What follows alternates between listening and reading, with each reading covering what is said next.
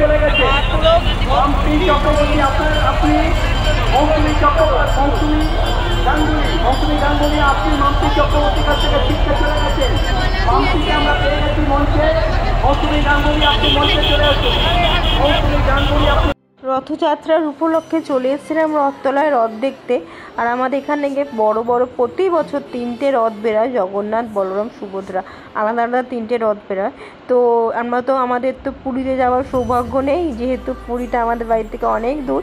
সেই কারণে আমাদের রথতলার সামনেই বিশাল রথের একটা প্রতিবারই একটা রথের বিশাল সুন্দর করে বানিয়ে ভালো একটা করা হয়, যে সবাই দেখতে পারে। আর প্রচুর লোক হয় এখানে, একদিকে হয় মাহেশের রথ, আমাদের কিছু দূরেই মাহেশের রথ হয়, আর এটা এখন রথতলা রথ।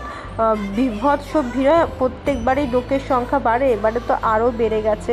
রথে শুধু লোকের মাথায় দেখতে পাচ্ছ, এই পাশে বিশাল মেলা হয়, সেই মেলায় ঢোকার সৌভাগ্য হলো না, বিকজ এত ভিড়, লোক ঠেলে যে মেলায় যাব সেটার উপায় নেই।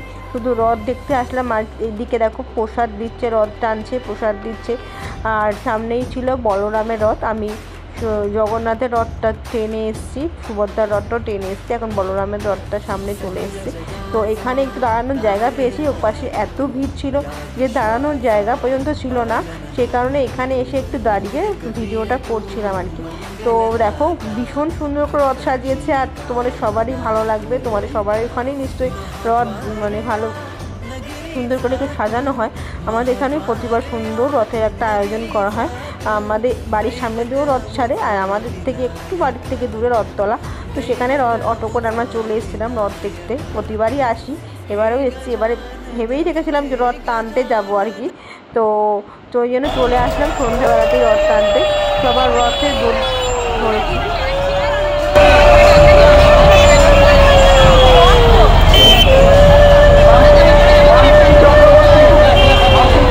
আমাদের মঞ্চে চলে এসেছে। মৌসুমী গাঙ্গুলি তুমি মঞ্চে চলে এসেছো।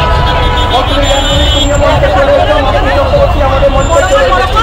অলরেডি জগন্নাথ মন্দিরের কমিটি। আর এই রথটা হলো সুভদ্রার রথ। এই রথের সামনেও একটু এসেছিলাম ভিডিও করার জন্য আর কি, ভালো করে রথের দড়ি ছুঁয়ে প্রণাম করে এসেছি। এবারে রথ টানার সময় দেখো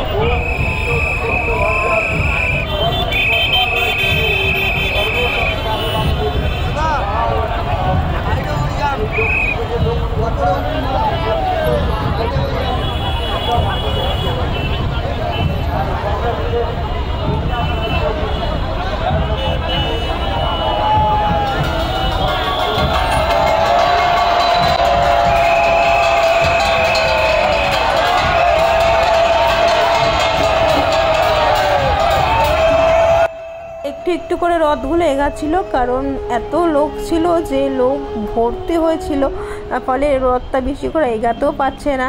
চারপাশে এত লোকের জমায়েত হয়েছে আর কি এখানে। আর পাশে একটা স্টেজ করেছে, ওখানে প্রচুর মন্ত্রী এসেছিল। দেখতে পাচ্ছ সব থেকে ভিড় ছিল জগন্নাথের রথটার সামনে। আর এখানেও সুভদ্রা বলরামের সামনেও অনেক ভিড় ছিল। আমরা তো কোথাও দাঁড়ানোর জায়গা পেলাম না, জাস্ট একটু দড়িটা ধরতে পেরেছিলাম, দড়িটা ধরে একটু নমস্কার করে চলে এসছে আর কি। আর তার পাশেই ছিল মেলা, তো মেলায় যেতে পারিনি, এত ভিড়। পুলিশগুলো সামনে যাওয়ার অ্যালাউ করছিল না, কেননা এত ভিড় ছিল, কে কার চাপা পড়ে যাবে, সেই কারণে সবাইকে অ্যালার্ট করছিল বাইরে যাও, সাইডে যাও আর কি, সেই কারণে। আর কিন্তু সবাই প্রসাদ পেয়েছে, বাতাসা, ফল সবাইকেই দেওয়া হচ্ছে। আর আমি দেখবে একটা হাতে পালক কিনেছিলাম আর কি, এখানে ময়ূরের পালক বিক্রি হচ্ছিলো, তো এইটা আমি রথের ঠাকুরের পায়ের সামনে ছুঁয়ে নিয়েছিলাম। এই সবাই দেখলাম ছোঁয়াচ্ছে, তো আমিও তাড়াতাড়ি গিয়ে ছুঁয়ে নিয়ে আসলাম আর কি। তো অনেক কিছুই করার, এই বছরে অনেক কিছুই পাওয়া সৌভাগ্য আর কি। তো রথে ভালো করে ধরে নমস্কারও করতে পেরেছি, দড়িও টানতে পেরেছি, আর পালকটা ঠাকুরের পায়ে ছোঁয়ারও সুযোগ হয়েছে আর কি। তো এবারে রথটা ভালোভাবেই উপভোগ করেছি আর কি আমি।